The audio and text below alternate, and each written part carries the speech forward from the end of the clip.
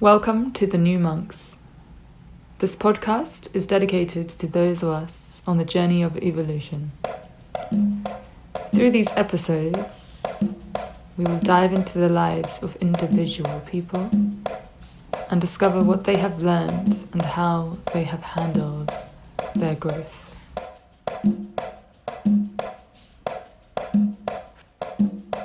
Welcome back to The New Monks. I am Jay Muller, your host, and today I'm really happy to be back here in a space where we can share each other's stories and learn more from our own personal journeys. And today, super excited as well to be sharing Lama's story. It's a beautiful journey of her own healing. She was diagnosed with an autoimmune disease and was told by the doctors that she'd have to take immunosuppressant drugs for the rest of her life, basically. But she followed her intuition and inner guidance that said no, and followed that all the way to Colombia, where she dived deep into a world of plant medicines, and that really, really helped to heal her. The story really, really resonates with me, and I really enjoyed it, and just hearing about all the magic that you learn along that path of your own healing. So I hope you guys enjoy it too. Cool, yeah, thank you so much for being here. Blessings. So usually how we start is if you can just take a few deep breaths in and out.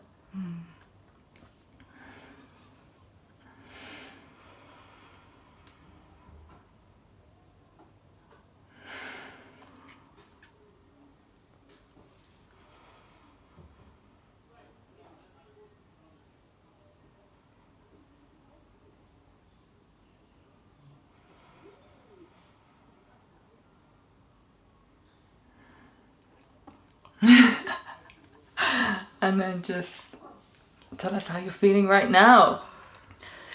How I'm feeling. It's summertime. I'm actually feeling the summer now more than the news, I should say. Nice, I like that. Like started off a bit for me this year.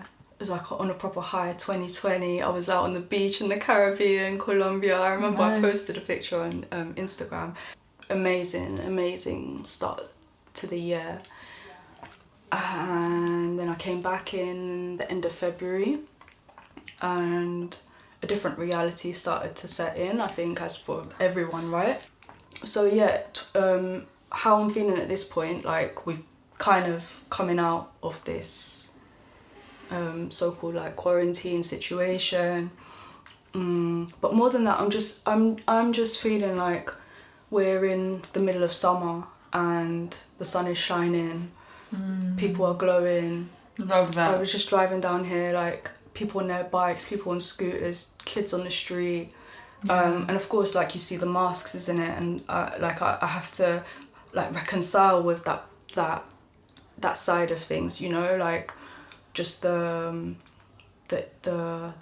power of that image, the way that we receive it, the way we interact with it. So it's been an interesting time to just, for me to do my own work.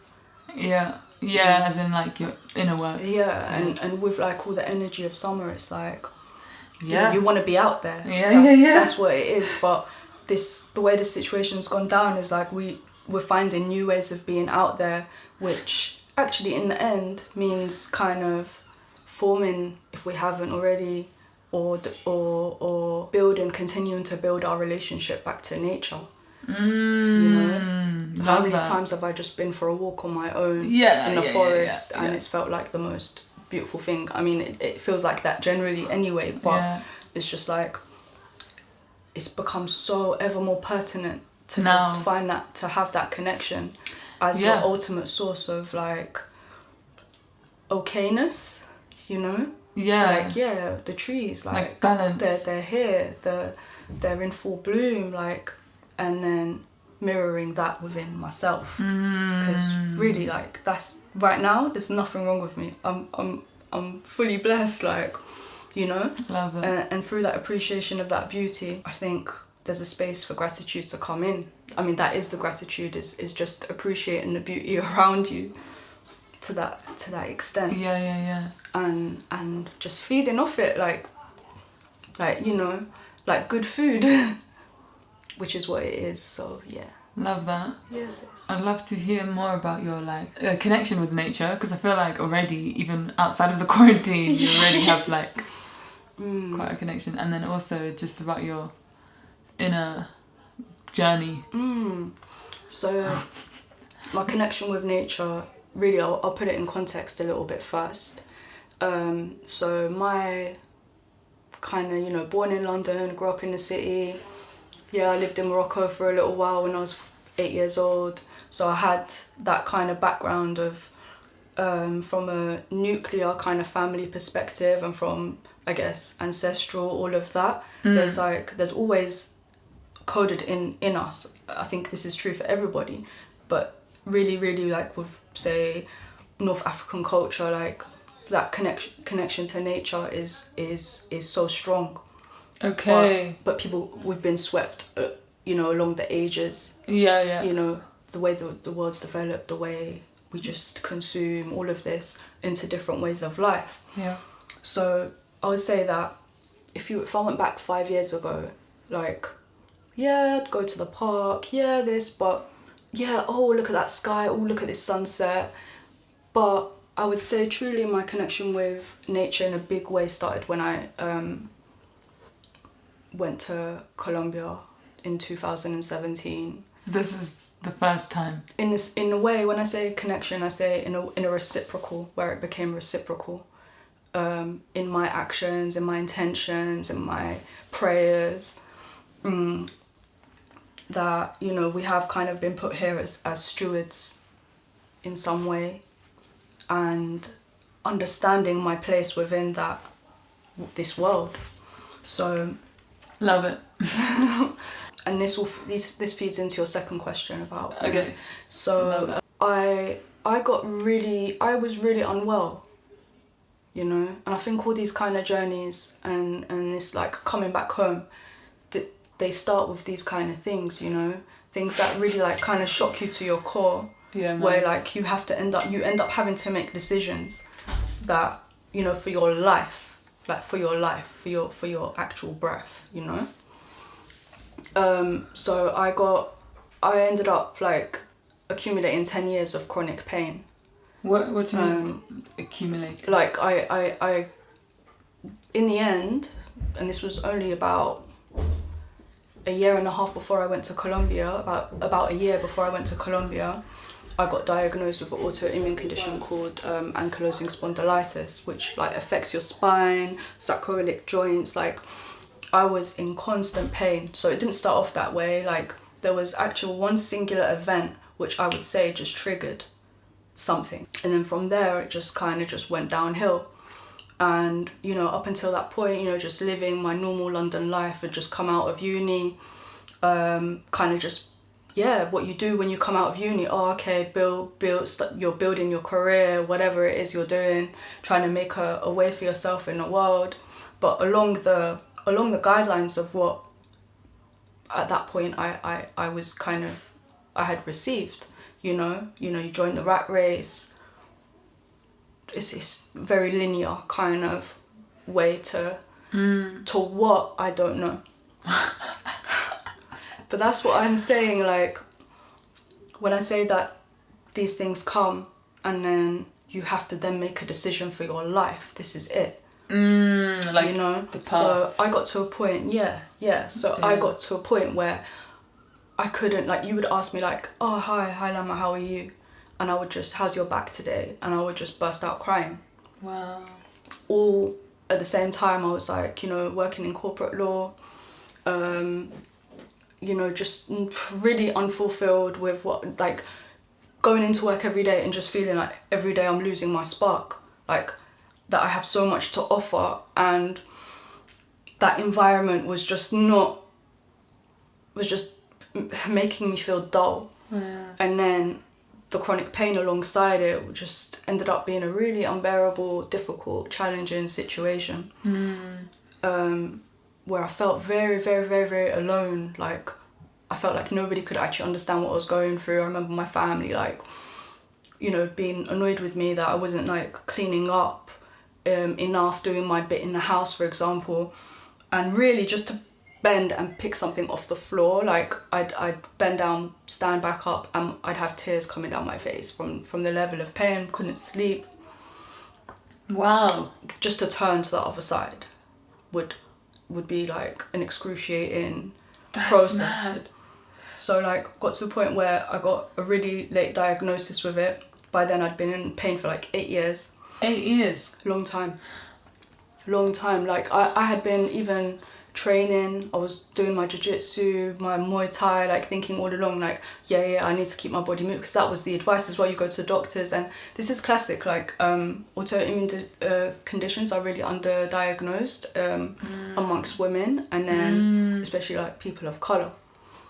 But I won't go into that anyway. That's a whole other thing, you know. But came to a point where they were just like, okay, like finally got the scans. They were like, this is like serious. This is a lifelong disease. Like you're just gonna be in this for the rest of your life.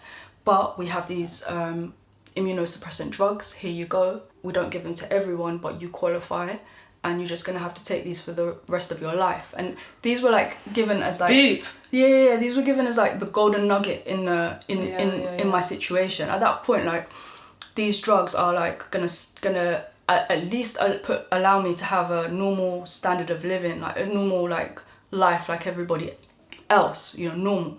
And my body was just like, no. At that point, I wouldn't even, like, if I did yoga, it would be like once in a blue moon, like just go to a day retreat or something, or I didn't really have that like this whole connection thing that we're talking about. Like, I didn't even see it as a resource. But I remember what I did find was like a podcast, and it was called the Autoimmune Protocol, and it was these women in America, and all three of them had, or two of them had autoimmune conditions, like a bunch of them. And then I started to really get into it, and the first thing was diet. So I just literally just started changing my diet from that point onwards. And at the same time, I had this process where, because of work and because of this feeling like the world just wants you to keep going, to keep ticking along. Like, when people would actually ask me, how are you? I felt like they're just asking me sometimes just for me to say, yeah, I'm good. And that saying that I'm not good is like a disappointment, you know? And this is, you know, at the very point where I'm literally like, that's it, it's affecting my mental health. I'm breaking down, you know? Yeah. And having this pressure, like, so to work and everything, I was like, yeah, this is my process now. They want me to take these drugs. I'm ticking all the boxes. Like, I'm doing everything I'm meant to be doing, you know. But deep down, I just knew there's no way I'm putting these injections in my body. No way, like, you know. And so I started with the diet, then I started like with slow movement, literally just walking around the block, which would take like 45 minutes. I was on crutches. There were points where I just had to use crutches. I was in so much pain. And then one night it was just like, I just couldn't bear it. I was like, unbearable. I can't do this anymore. Like, it must have been like 3 o'clock in the morning, turn my phone back on. I was like searching, and then I come across, I'd already learnt about plant medicines in 2015. I went to Brazil, went to the jungle, but for seeing the beauty of the jungle's sake, not for anything else. And I'd come across this book called One River by a guy called Wade Davis. It's one of my favourite books in the world, like, but he was like an ethnobotanist, and the reason I picked up the book was because it was about the plants in the Amazon, but more specifically he focused on Colombia. That was his thing. He spent like years in Colombia, back in the like 70s, 80s, those times there, like before people were traveling like that in Colombia. And so the medicines and in the plants, or the healing plants of that part of the world, came into my sphere. And that night I literally just went straight looking for this medicine, and I came across this place, and I contacted them like straight away, and I was like, this is my situation. They were like, yeah, come, like we'll help you. Wow. Yeah. And I went. Wow. Yeah. Love that. Yeah, no, it was so. It's like Wow. when they say like the very pain that you carry, or the trauma, whatever it might be, like all the codes that you need for your healing are in that pain. Yeah. There's like a concept called Whitaker. It's Yeah. Native American concept, and it goes out even to like the collective pain, on a collective level, you know, and the whole thing is about isolating that pain so that you can see it from like an objective place, and from there you can see all the codes that you need for your healing. Like, will come to you, and that very pain becomes your own healing. And what did you change about your diet? Like, did you? Oh, so like, it was alright actually, because that's how I eat now. I'm literally because even for these plants, you normally go on like diets, or you prepare your body. Yeah, true. You know, so like things like sugar, gluten, dairy, a big one. And did you just experiment yourself? Or? Oh yeah. So even the way that the diet works is like, oh my gosh, it's been so long I haven't like had to delve into this. I'm like, so much better now. Like, received so much healing from this entire process. Yeah. And it's blossomed into a whole other discovery of self, you know, that I'm just so grateful for. Like, I've sat before at points in my in my journey with the plants, and been like, sat with my pain in front of me and just been like, thank you, like, come, you can sit here, you know, but like, thank you, I don't need you anymore, but you're here, so thanks.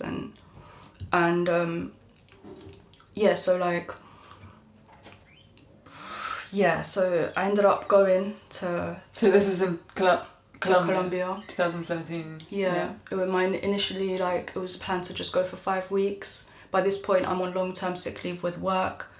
And I just let them know. I was like, because they would call me up, like, occupational health, whatever, like, every few weeks or every month, like, oh, like, we just want, you know, they got me onto this, like, get back to work kind of plan.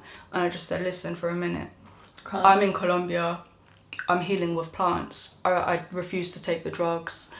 And people kept asking me, like, how did you do this while still keeping a full-time job, for example? And I was like, I literally told them as it was, and they said, listen, like, this has never happened before, we've never had, and this is like insurance, you know, that kind of thing. We've never had this happen in this way, but okay.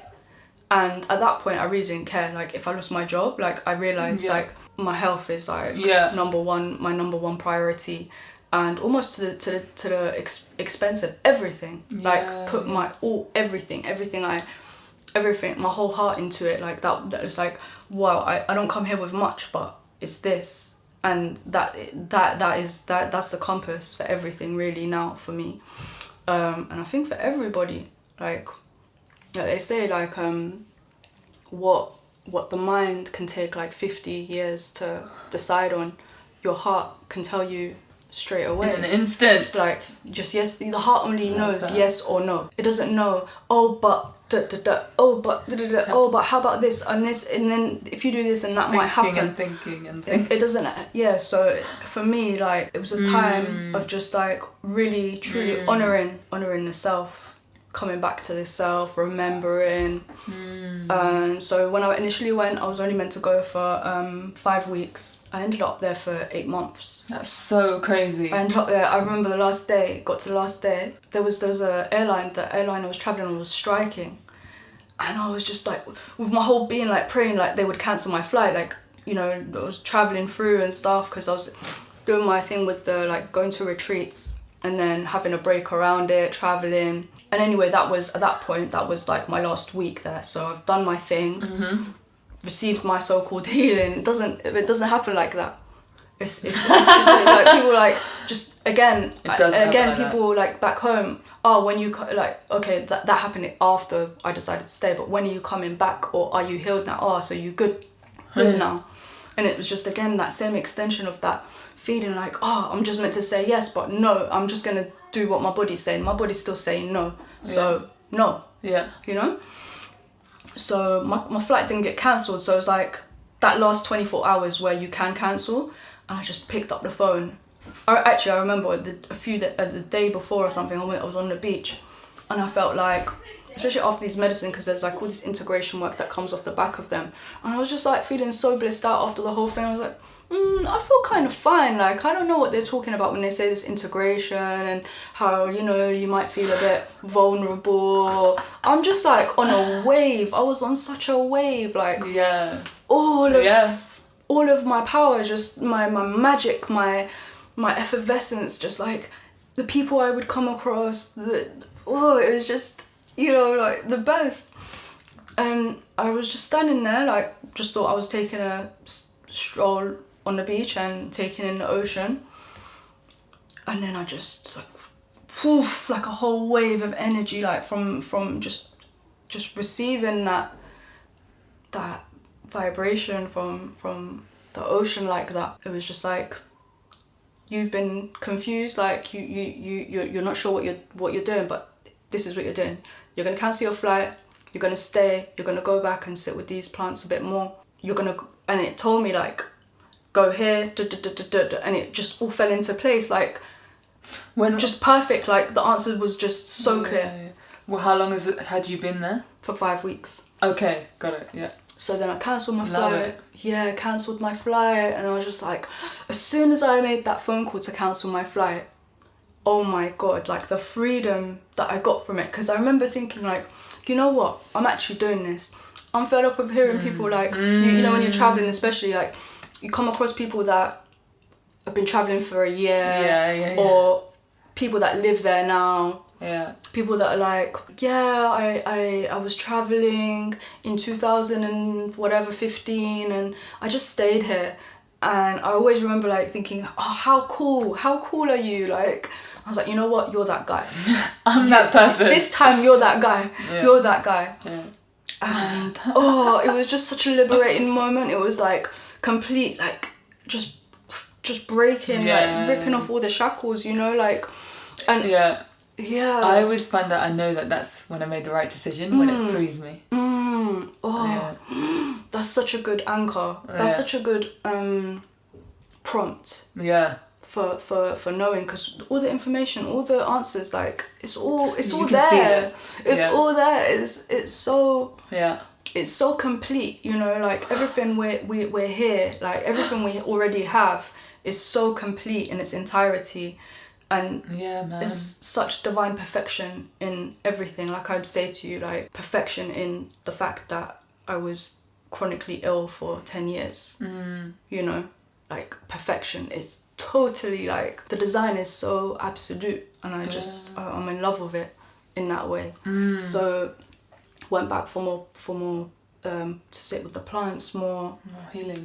Continued with those diets. And it's serious work, you know. It's not for the faint-hearted. And by that point, I was in a relationship as well. Oh yeah. So I had, it was Full when I say to you, like my health became my priority. It was like even my ways of kind of communicating that was just so like that even in a relationship context, it was just tormentous. Even, you know, like heartbreaking, or you know, to the core of like, you're my partner, you help me so much, you've done so much for me, but it's time now for me to do this for myself. And it was the first time of really doing it for myself in such a complete way. And it was so fun. Like people kept kind of almost, I felt like this judgment come through, like, well, you just look like you're having fun. And it was like, yes, I am. Like, this is my healing. Like, yeah, I was just gonna say, like, sometimes people think that the healing, it needs to be really heavy, but why can't it be fun? it can be everything. It could be everything. And that really was, I think, like, man. when you talk about like clearing ancestral lines, the mother line, especially like for in my context. You know, I come from North African and Middle Eastern heritage, so there's a lot of work to be done on the mother line where freedom comes in. Even like I've not grown up in a really conservative environment. Yeah, in some ways, yeah, because these are the rules, and as long as you abide by them, then you're cool, you know. But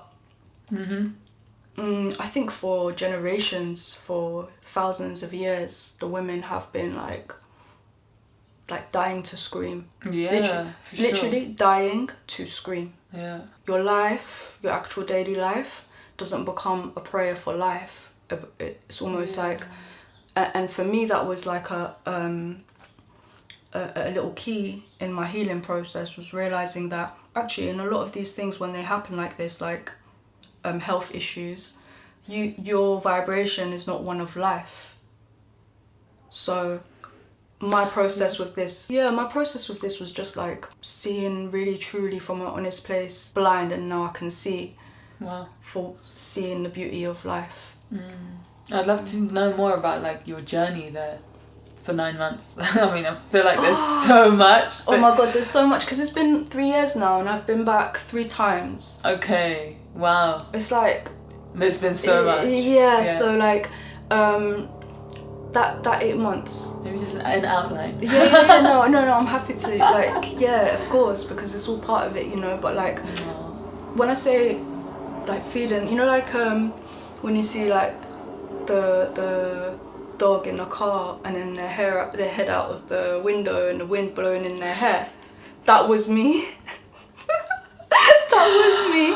Playful. And the thing driving the car was like just great spirit. And I was just like going for the ride, and that's such just totally like letting it take me. I love that. That's such a great image just for life. It was just exactly, and that is my work now. You see, that is my work now. It's like from that day onwards, I didn't plan where I was gonna go. Oh, Yeah. No, like no plans. Like, and then remember, like when I went there, I didn't know anybody. I love it. I didn't know anyone. Oh my god. You're just...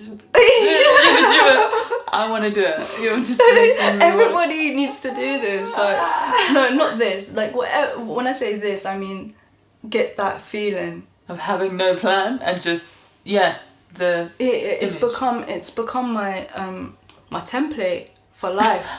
You know? Like, okay, I'm back in London now. This is where I need to be. Yeah. But how can I? What is it in my life? How can I be that doggy in the? Pardon? How can I be that doggy? Yeah. Along the ride of the Great Spirit. A little I'm so bad with dog names. Like a little poodle, like English like dog, like with a little bum in the air, like. Still got the long flappy ears to blow in the wind. That's exactly the vision that I thought of. That's so weird. That's exactly what I saw. Quintessential English, like free man. No, it's not even that. It's just, well, it is, but like, it's. Stop. Don't. I'm gonna, like, you're gonna get me in like the giggle. I know, I see. Because we've already got that going from when I got here. So yeah, like I would just jump on the bus. I remember once I was at this. So I ended up so when I stayed, I ended up getting bitten by sand. When I was in the Caribbean, I ended up getting bitten by sandflies, and they told me not to scratch. And I was born a scratcher. You know, like I had eczema.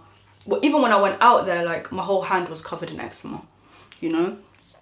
So like I was just like, it was just in me that and they got infected. And I remember at the time I was hanging out with this dog, like she wouldn't leave me alone, like my friend's dog, but she would just, I'd be in the hammock, she'd jump in there with me, and because I'm not used to dogs, I was just like receiving that love for the first time and understanding that, like what that kind of companionship actually means, and just being like, oh my god, this is why people love dogs so much. Yeah.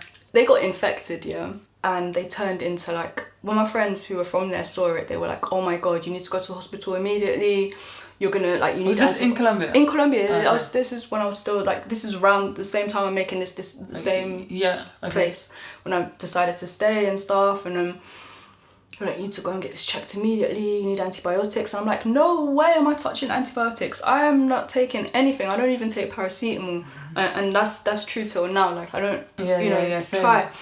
You know, in the end, they were like, "What? You're gonna be sick for like 2 months if you don't do this." And tell me all these like horror stories about people in because you know, at the end of the day, if you're from a place like you know how those things play out.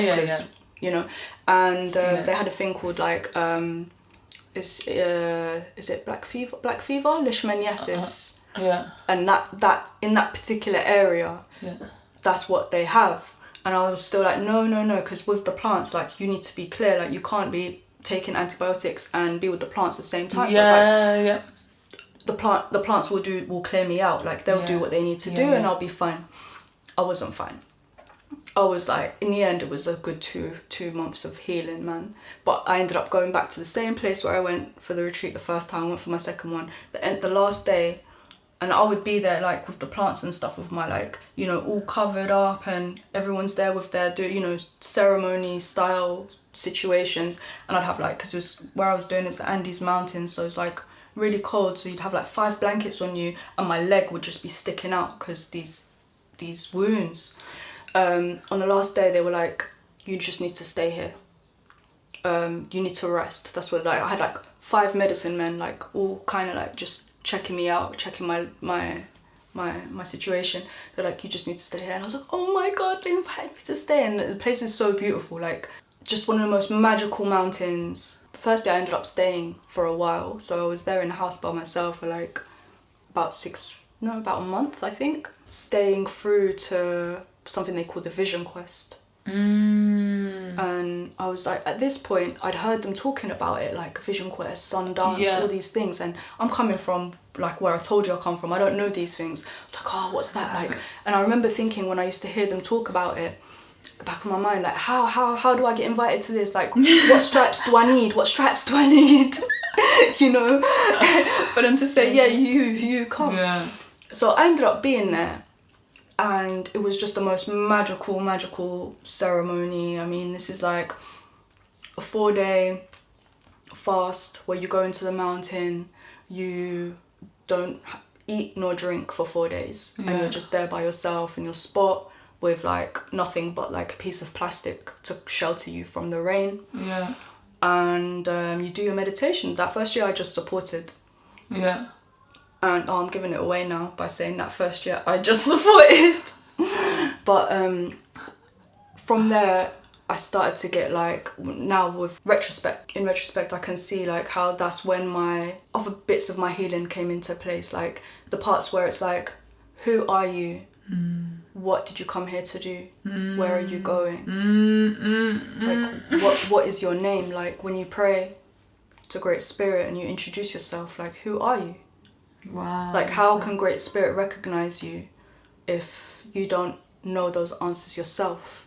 Because at the end of the day, everything we pray for, like we have to follow through in our responsibilities, our actions, the way we assume them. At that time, during that process, I remember I just had like a full vision, like the whole mountain opened up in front of me, and this is like I've just gone to lay down and boom, and it's like that's it. I've gone all the way up to the whatever, like that through the heavens, got to a certain point.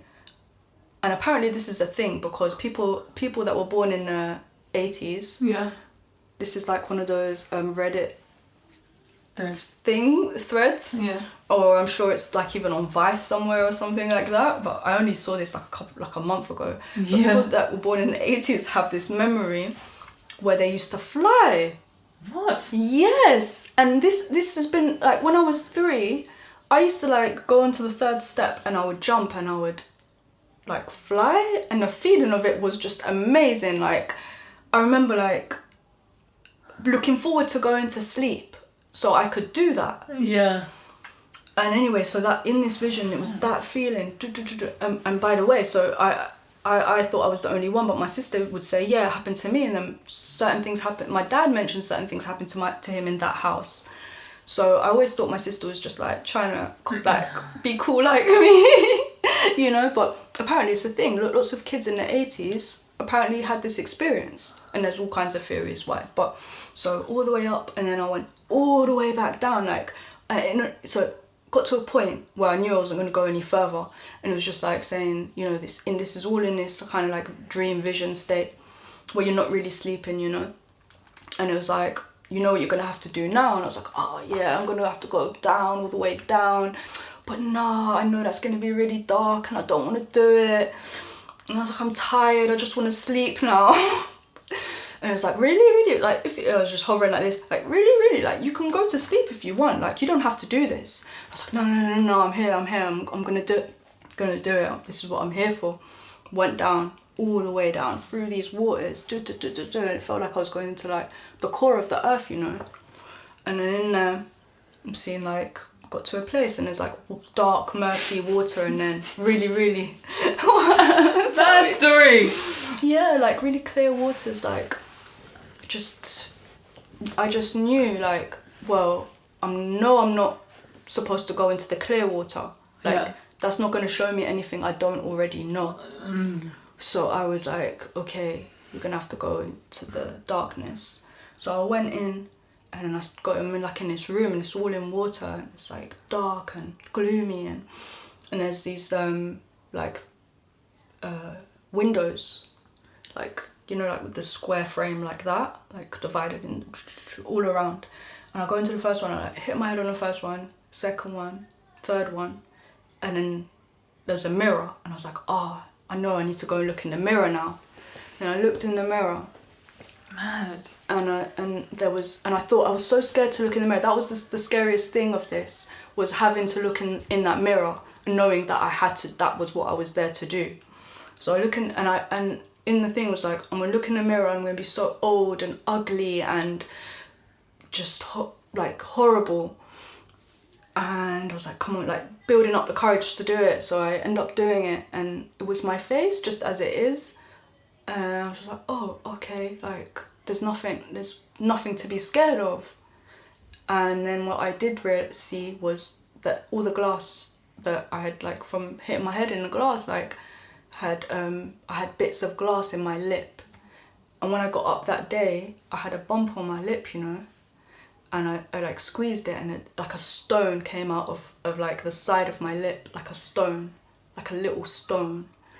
And I was just like, whoa, like, okay. And then also from that, after, as a carry on of this vision, like when it finished, like the whole mountain just opened up, all the animals started coming back to the mountain, like just animals coming to the mountain. I was like, oh my god, like, is this like my totem? Like, is this what I'm gonna receive? Because at the time I had made a drum with a prayer, you know, like when you're making these instruments, especially your own drum, well, there's a lot of ancestral healing that goes into sound already. So I was trying to connect into sound. So the very fact that this thing around my lips, you know, the voice came through as a strong vision like that, was like, whoa. And then I just received the animals like this, dum, dum, dum, because with the drum, like, you can paint it and do your thing on it. And I was at that point like, what animals am I going to put on my drum? So I received these animals and I was like, wow, so complete, so clear, you know. And this is the next day?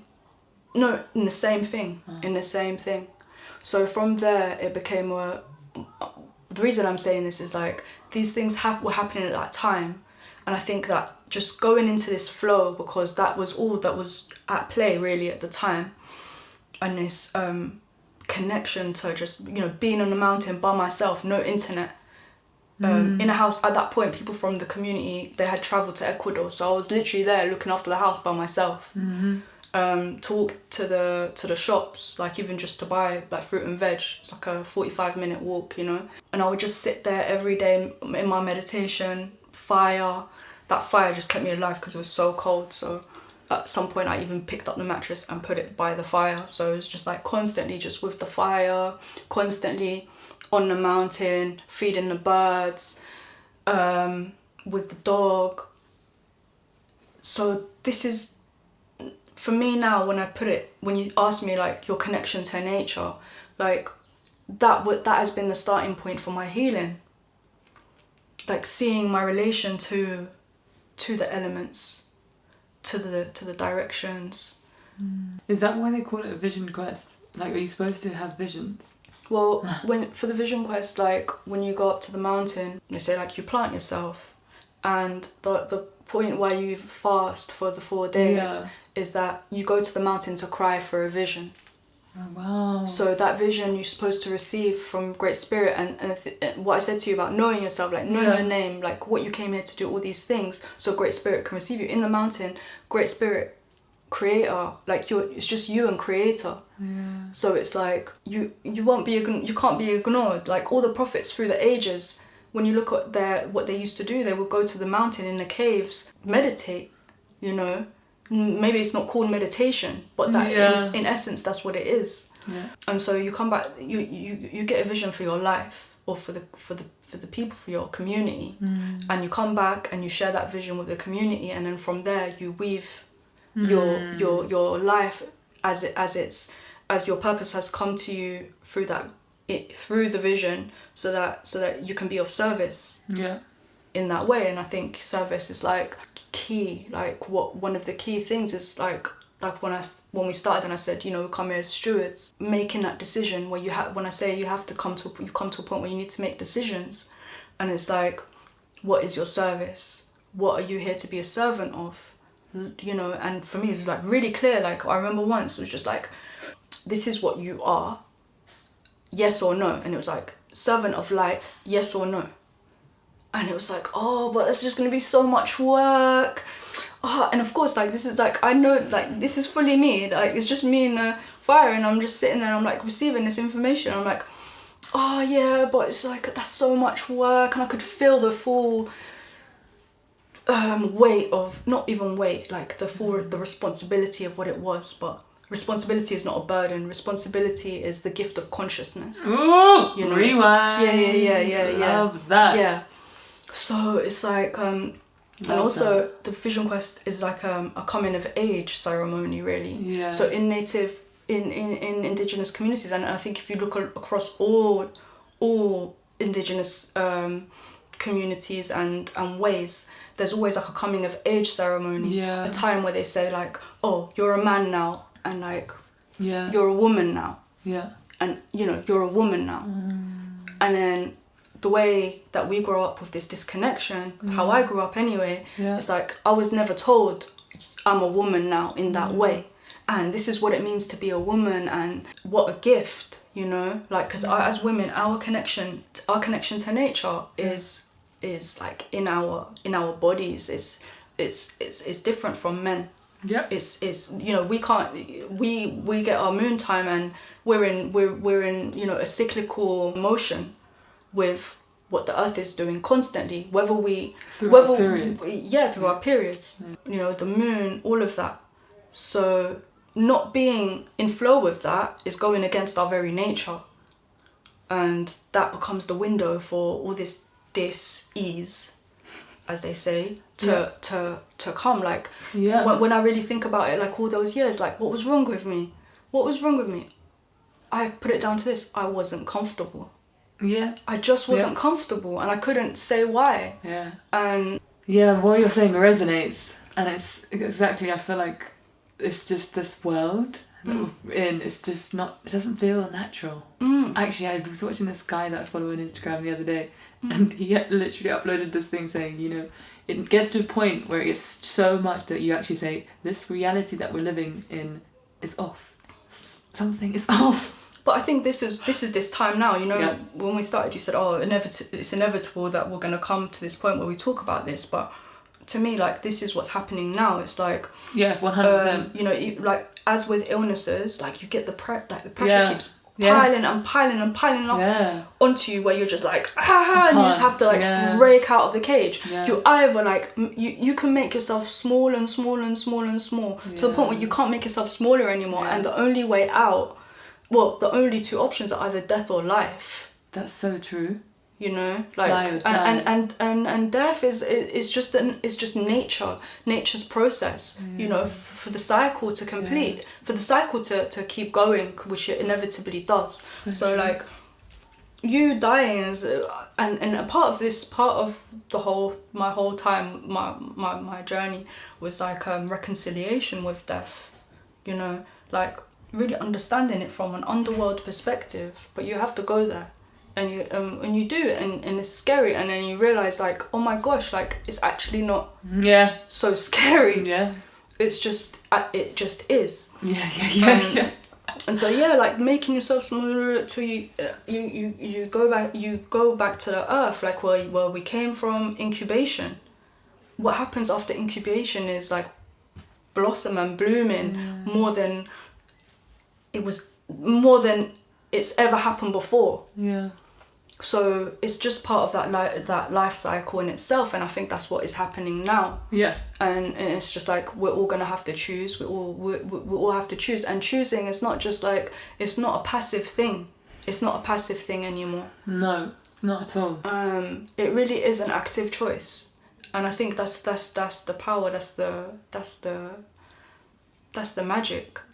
And I think as a collective, that same thing that might happen to you as an isolated individual when you're unwell, like is happening as a collective, and we're just gonna have to choose. And what a beautiful, I think the thing that our thing that makes us like sovereign humans is choice. So just having the choice is it's just so magical. And so like for me now, it's like, what life are you trying to create? What life are you creating? So with a lot of, for example, the Native American traditions, the Lakota traditions, they say 7 generations forward, 7 generations back, 7 generations to each side. I love that. Your actions, your words, everything you do, it affects in those directions. And you don't realise how much those directions are affecting you. But that is the choice. That is the work. It's not like when we said like, you know, the rat race, everything you go through in life, thinking like it's like that. It's not like that. It's not linear. Like progression is not linear. It's today I did a mind map. It's been coming to me to do a mind map for a while, but I did a mind map on like I was initially inclined to put me in the middle, like me or my journey. Then I just put one for something. They just put one in the middle, and then from there it was just like body, mind, voice,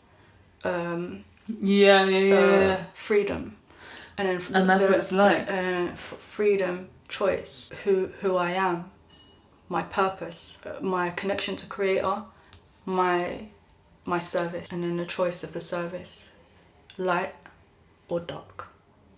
Simple. It's so simple. Wow, I love that. And from there it's like the mind, the programming of the mind, the reprogramming of the mind, the words that are my habits, that are my actions. It's I can't say to you like when people are like, oh, so did you get insight on like why you were sick, like what healed you, or you know, stuff like that. It's like I did, but it's a multifaceted work. It's so much more nuanced. So went to the Vision Quest supported, and when I had that vision, after I left the Vision Quest, I knew that I needed to go to the mountain. It was like I didn't know anything else, like in terms of, you know, plans or what I'm gonna, you know, at this point I've been on sick leave from work. I know I need to come back at some point. I'm in a relationship. I've got responsibilities to come back to, you know, to face. And it was just like, okay, I know all of that, but I also know I need to come back for the mountain. The mountain, like clearly when those animals come like that, This is the animals in the vision? Or? In the vision, okay. You know, like even in one of the ceremonies, like I just heard my name being called out, like Lama, like as people were being called to present themselves to go up to the mountain.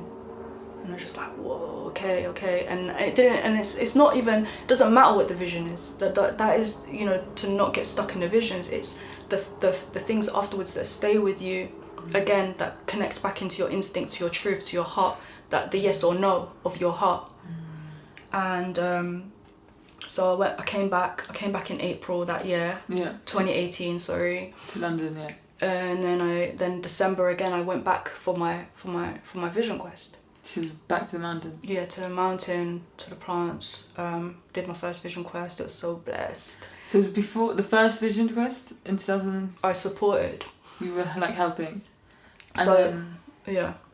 Then when you went back, you did your. I did my Normally that's how it works. You support, see how things work, see what happens. And it's good because it's so amazing, because the prayer that happens while people are up in the mountain is so strong, because everything you do there, all your thoughts, all your actions, everything is connected to how they their experience also. So you eat for them, you drink for them. Like and now I've gone to the mountain twice. You won't believe it, but I wasn't ever really hungry. I cried at one point because I remembered coffee.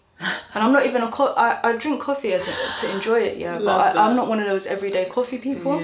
But I just remember just waking up one day and just being like, oh, I haven't cried yet. And all of a sudden I was just there with tears coming down my face, because I remembered chocolate and coffee. And I was just like, oh my God, this world is so beautiful. Like, we have chocolate, we have coffee. And I just imagined like those little moments that we take for granted when you just go for a coffee and you sit on a chair and on a table. And this is like before this situation with the pandemic. And I was like, oh, I'm never going to take that for granted anymore. Like, again, not that you do. I really enjoy those moments. But yeah, when I say to you like that when you start seeing the beauty in life, like, even the most mundane things, even the most challenging things become precious. And so, yeah. It's so crazy. It's like, I love it how you were just like this Londoner, you know? From the ends, yeah. Yeah, it seems like this stuff was not in your vision at all. And like what you said about the illness, it kind of sends you on a trajectory. Next thing I know, I'm in the jungle in Putumayo in the Amazon, and I've got the elders around me and the indigenous Kofan, and they're saying to me, and this is like in the middle of everything, and they're saying to me, you're not from England. They go to me, you're from here. He was like, you're more indigenous than all of us here. Like that, and I just like start crying. I was like, ooh, like, because it was in a moment where my bones were talking to me. I'm gonna cry. cry. Let's all cry. You know when kids start getting evil, like cry, and just start crying. Yeah, because I was gonna say, like, obviously you went there and you connected deeply. It's not like, do you know what I mean? You know what? It just fits. It's so big, because when I came back, I was just like, you know, like my sister's like, people, even like my boyfriend at the time, hearing me listen to this music for the first time. I remember driving through Brixton and having like medicine music playing, you know, Pachamama music, and he's like, I think he just had enough. He was just like, what, you even got man driving through Brixton and playing this music? And I was just like, wow, like I must have been so different coming back. Yeah. And then to my family, how that looks as well. But then the truth of it comes through, because my mum, like, she was like, she'd have these one-on-one conversations like, wow, I've seen like a really amazing, like something like really amazing, not change, but I guess she said it in those words, change in you. Yeah. And at that point, I remember my prayers being like, wow, I want some of this to reach my family, like this healing, like for everybody, for all of my relations. That's the prayer, isn't it? Ahomitakuye o yasin, to all my relations. So it's like, and then just knowing like that that was my path and my thing, that it's not to be projected like that, as with all things. That's important. But the spirit of it just started coming through in so many things. The way I was telling you earlier, like, the way my family was started eating, the products that we use in the house, our connection to the garden. Like, I've got some corn growing right now as we speak. All of this. So yeah, like, to bring things back, like, kind of full circle, it's just been like an ongoing kind of almost like a rebirth, and then okay, now you choose. Now I choose. I'm choosing like who I've come here to be, and a big major key to that has been like connecting to my creative side, to my creativity. Like, we are creative beings. Like, realizing that. I remember I grew up, like, I'm left-handed. My sister was really good at art, and then I was like the so-called like intelligent one. So like, oh, you're good at maths. Oh, you should be a lawyer. I ended up studying law. I work in a law firm. All of this, and I remember even as a kid, like, I'd get the same toys my sister would get, or presents or whatever. And like, I remember my sister getting, both of us, we got these art packs that taught you how to draw like the sequences, like a horse. And then, and I remember like, I'm really doing it, and then taking my time, and then I finish, and I look at my sisters, and I'm like, I look at mine, and I'm like, oh no, I don't even want to do this anymore. Like, hers looks so much better, and I'm just not, and it was just like, I just did not nurture that for my whole life, really. And then through this process, like the first time I sang, the first time I picked up an instrument to learn how to play an instrument, the first time I drew, and then, now I'm like bringing in the dance, in the movement, all of this was from this process. And it's happening, and it's gonna keep happening on a collective level as well, because even when they talk about Age of Aquarius, all of this, the feminine, divine feminine, all of that, I'm not gonna like go into it, but it's like there's something happening, and the best thing we could do is just let it take us, and just be like water with it, and just pick up all the gold on the way, dum dum dum dum dum. Even through all the darkness and challenges through this pandemic, it's been a great time to collect on the gold, it's like, oh, you've been doing all this work, have you? All right, well, here's a situation. How are you going to handle it? Are you going to default to your programming, from, or like draw a line and be like, I choose, I create, and then create, really create. Oh, by the way, I made these. Did you? Yeah. Wow. Yeah. Mad. Yeah, so like stuff like this, like I taught myself how to bead. So much inspiration, like, and this is all from nature. This is all from that connection, going back to the bones. Like my bones, like our bones have so much information in them, but just taking the time to listen, taking that time and really honoring it as like the most precious work that we can do. So I just want to ask about your autoimmune condition. Like these past few years, how? So from the very start, when I started taking, like, I saw an immediate change. Yeah. And it was like, and the first time you went to? First time I went, yeah. And then since then it's just been incremental, and like that I pretty much, like, I live a normal life. Like sometimes, yeah, I'm a bit tight, I'm a bit this, I'm a bit that, but that's my body still guiding me on like what I need to do. Yeah. Because I know, for example, I know I got the whole spirit thing down, or it's not down, but that is my, like, that's my, I'm happy there, like, oh, we're gonna sit and talk about this. This is my, let's do this, But, and then with all the other things that I mentioned, but I know the thing I'm still working on is movement.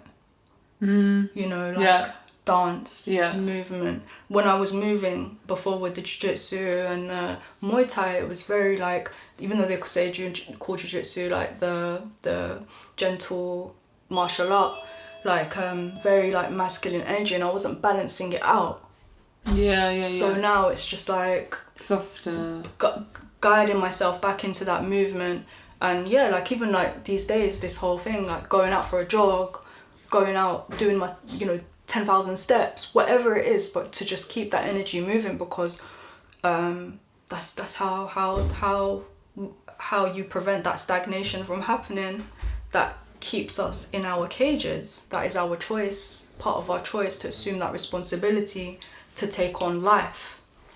So yeah, that's actually like one of my things that I'm working on now, is the movement.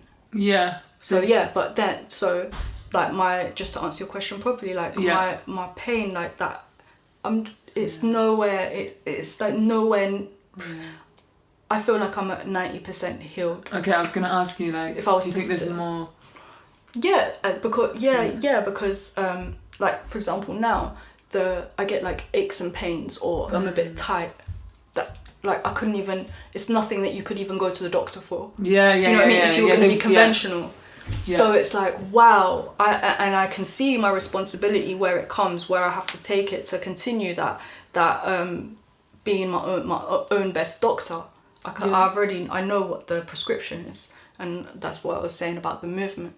Which is it makes sense that it's coming last, because it's like you do all this work in your spirit, boom, boom, boom, boom, boom, and your spirit might just be there, but then I come back to London, and all my mess, is there. So it's like, okay, come jog back a little bit. It might even feel like you're walking backwards. When I came back and my relationship with my boyfriend ended, like he broke up with me, and that was like the most challenging thing I've been through in a long time. And so this was like last year. So when I came back last year, and then I went back again this year, and it was a whole year of literally just sitting in my trying to stay in my center. Wow. Like going to the very, very edges, the very precipice of, all the darkness of what that brings. Like, oh my God, like 34 now, how could I be breaking up at this age, kind of thing. And then things that I didn't even know were like part of my thought patterns of what I'm meant to be as a woman, and and it was all coming out. The ego, like I remember catching this guy, like watching his Instagram, like I've like following his every post, like oh, but I'm meant to be there too, all that, like if I'd see like a picture of him with other women and stuff, and it was like, whoa, no, listen, like go back to your center. And then again, it was just like a great part of the journey was realizing that this is something like I need to do on my own, like become my own best friend, my own like best companion, so that when we talk about the 7 generations forwards and backwards, all of my actions from now, like I'm already working for my children that I don't have. And I couldn't do that from a perspective of being in a relationship where I use that relationship to hide away from, to distract myself from my own responsibilities to my own life. So this has been this is what I'm saying, like these things, these journeys, they give you homework. Oh my word, that's it, homework. That's the thing. So like when we talk about the dog and the hair blowing in the wind, like it comes with a homework. There's you get homework, and of course remember again, like homework never ends. Well, I'm sure even the Dalai Lama would agree. What I'm like when I say, some people think the homework stops at school. Is that even homework? I remember I used to just whiz through it like. Oh really? Yeah. Oh God. Yeah. So like, but no, like of course you have to be mindful what you pray for. Like you can pray for it. You don't have to. Something doesn't have to be a challenge for it to be worthy. For there to be growth. For there to be definitely. Connection or understanding. Like we can pray for it to be easy. We can sit here right now and just pray like for it to be easy. That can be your prayer, and let it come easy. Why not? I think, but that was still what I needed what happened, and what it was as it was. I feel like it gets to a point where you make that decision, like actually I'm gonna heal through love now. I've done all the other, I'm like actually because I think a lot of people think as well, like people we're just programmed like everything's hard. If you work hard, you exactly. get, harder work brings better results. But it's not that, like, and then you see it. I think there's like this common collective thread of consciousness that's coming through where people just kind of realizing like, oh no, you do need to rest. Because at the end of the day, like we've come into this society that's like on a 1260 frequency. That's what it's, 12 months, 60 minutes, 60 seconds. I was like, where did that come from? What are those numbers? Start putting the maths in, the equations. Well, no, science. Yeah. Science, man. Science and spirit. Where those two come together, it's just, like I said, divine perfection. It's beautiful, you know, when you look at the golden ratio, all these things, it's like, wow. What I really want to ask, what advice can you give to someone who's like walking a similar path that you have been these past few years? Connect to the heart. Yeah, connect to the heart, because I realised that even within the whole thing, when you're doing like these kind of trying to honour your soul contracts, it has to be like from a place of truth and authenticity. A lot of this work, like when nature doesn't lie, nature will tell you how it is. It doesn't, and that doesn't mean like bullet Gun fingers. Yeah, like, yeah, because all kinds of things start to come into it. Like I get, I've been put in situations have arisen where your ego creeps in. Of course, our ego is a necessary part of us. But then just like, you know, being able to deep a situation for what it is and staying true to what's in the heart and keeping that connection. Because there will be times where your heart closes up. There will be times where, like, for me, like these last few months, there's been moments where I've been like, oh, but if I do this and I connect with this medicine and I sit here in this meditation and my heart's just gonna open up, and none of what comes from like this situation right now, like it doesn't need an open heart. Like I just need to protect myself from everything that's going on. You know, like almost like I'm just gonna crack open and everything's just gonna spill out, and I can't. But the way the thing works is that our heart will just keep expanding and expanding and expanding. When it reaches that point where it feels it can't go anymore, and certain things, like for example what I mentioned about the challenges that I faced last year happen. They happen, and then and you think, oh my god, that's it, like I've gone 10 steps back, but you haven't. All you've done is like within that current expansion of your heart, you've reached another limit through which you need to break through. And then you inevitably do break through. You just stick with it and you will break through. And then again, it will just keep going because our hearts are just infinite in their space. And I really believe that. Love that. And yeah, also to answer your question, concentrate. Wasn't expecting that one. Love it. Concentration. Love that. Concentration. It's a big thing. You know, like someone was saying something really beautiful actually about consciousness. That you know, when they talk about flow and it's all about flow, actually the two-leggeds and the four-leggeds, and the snake beings, the animals, they're in flow, and of course we're a part of that. But we also have intelligence. That is that is our highest level of consciousness. So through flow, through your intelligence, get to a point of clarity. It's, you know, like and just answer those questions like, who are you? Where did you come from? Where are you going? I love those. Simple. Grounding. It's difficult to answer as well.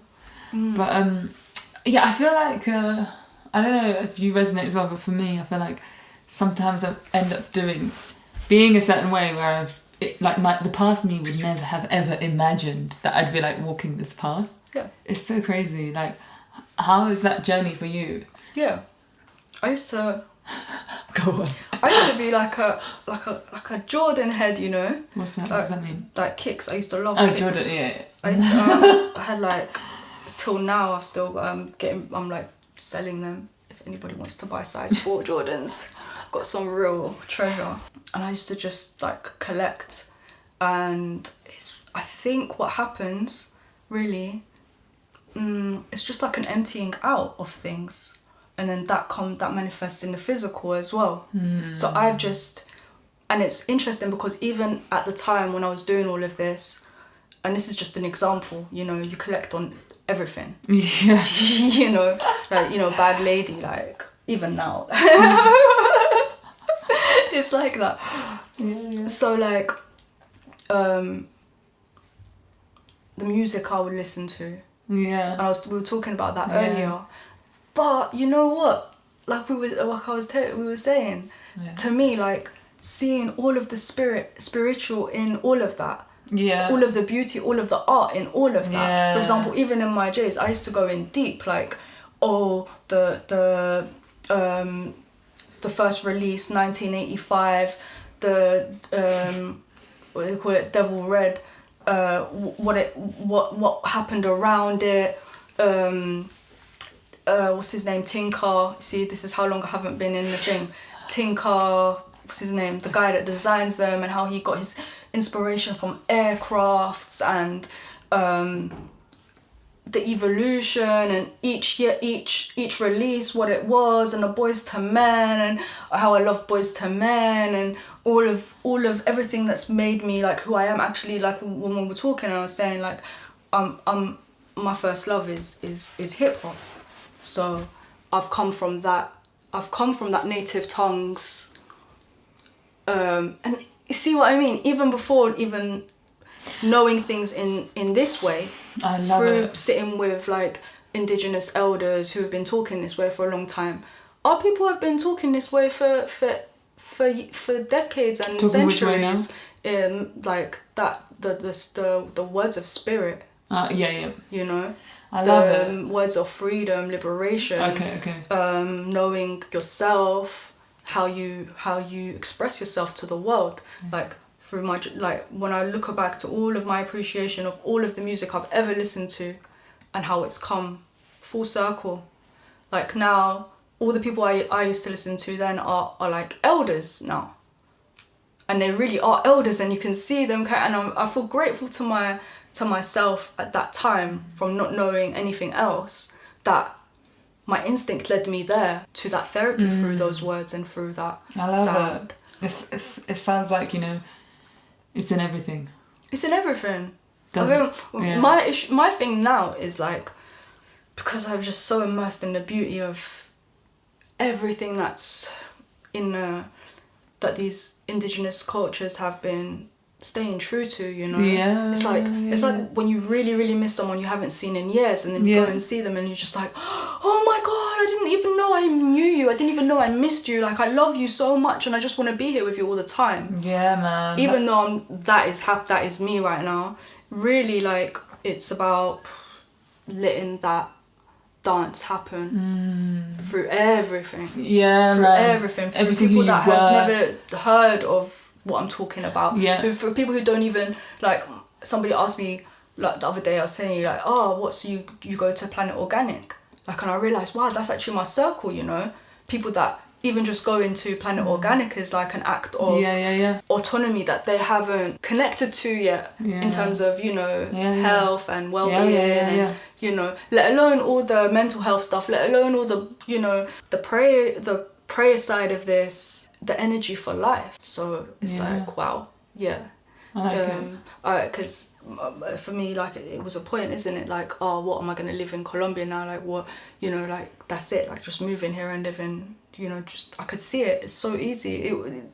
I have to do some final partings, like, for example, with my work and stuff, and I realised, no, actually, you are needed where you are, like, you are there because of whatever soul contracts you have to be in that place. So when we talk about responsibility and clarity and concentration, do what you need to do, like, come into that boldly, and keep your flow, keep your, what we're talking about, you know, when I said to you, didn't even plan where I was going, and just ended up in the most perfect places, meeting the most amazing people, like, always feeling like I was where I needed to be.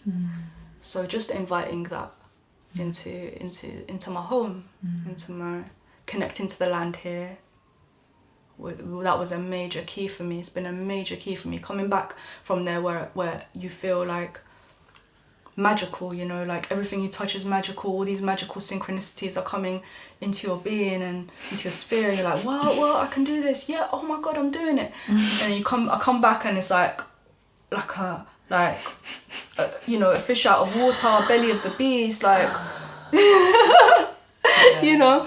And then it's like, nah, you have never actually connected to the spirits of this land with humility. So that connection to nature that I'm saying doesn't have to be in a mountain, on a vision quest, whatever. All of that is here. Yeah. Here. Again, this is the vision quest. It's like everywhere. This is the... Yeah. So... I love that, through everything, and it's like, from who you were, who you're becoming, as long as the connection is always there. Yeah, and as for who, you know, to add another point to when you said about reconciling with who I was. Yeah. I can't tell you how grateful I am for that, because... Yeah, man. Oh, man, that street wisdom, man. I'm not saying I'm from the streets or anything like that, yeah. But just being from London, you know, having that city dum where you just you're navigating frequencies all the time. And then now really having to navigate the frequencies. Yeah. Like, I'm so grateful for my, like, my, like, little bit of street wisdom. Yeah, you know, yeah. When you level up with... When you can level up with whatever it is that is happening, resilience, that connection to people from all walks of life, that ability to understand that. When I ended up organising something last year, and I always said when I organise something, like, I want my people to be there. Yes. I told you, isn't it? Yeah. I want my people to be there. And I love that. And it happened that way. And I was just sitting there like this, and even to the medicine man at the time, it was just like... that came to visit, he was like, I've never been in a place where, like, literally, like, said it like this, like, so I'm normally the only black guy in the place, and it was like, wow, there's a space for this. This is why when I said to the guy when I was organising, like, my only condition is this, and it's that, yeah, all my people can come, and that's how it's like just an assignment, and then you just a bridge, how we were saying. Yeah. Recognizing your role in it. Yeah. Love it. This has been such a great story to listen and be a part of. Thank you. And it's really inspiring as well. I feel like, yeah. Yeah, thank you so much. I think I just want to end on one last question. What does freedom mean to you? Been thinking about this question a lot lately. Have you? Yeah, of course, because of everything happening. Yeah, I guess so. You know, freedom is like ultimately like sovereignty. You know, being your own sovereign, being the sovereigns that we are, and not being dependent on somebody else for your own survival, and not just survival, you're thriving. Freedom is thriving. And what for me. And what is the sovereignty? Is having the ability to make your own decisions and execute them as you see fit, you know, for your in my case, like I said, like 7 generations ahead, 7 back, 7 to the side. That for me, that I mean, it's these things are like massive concepts, because you can say like freedom is inside you, isn't it? Like, you know, on a Malcolm X level. Freedom is what's on the inside. Like, you can be anywhere, you can be in jail, in prison, and it's what you experience on the inside. So yeah, on a very very deep level, that's what it is. But I think, like, given the conversation that I think is being had right now, I think that's it. I dream of a time where, like, our freedom is so the source of our freedom is so connected to the earth.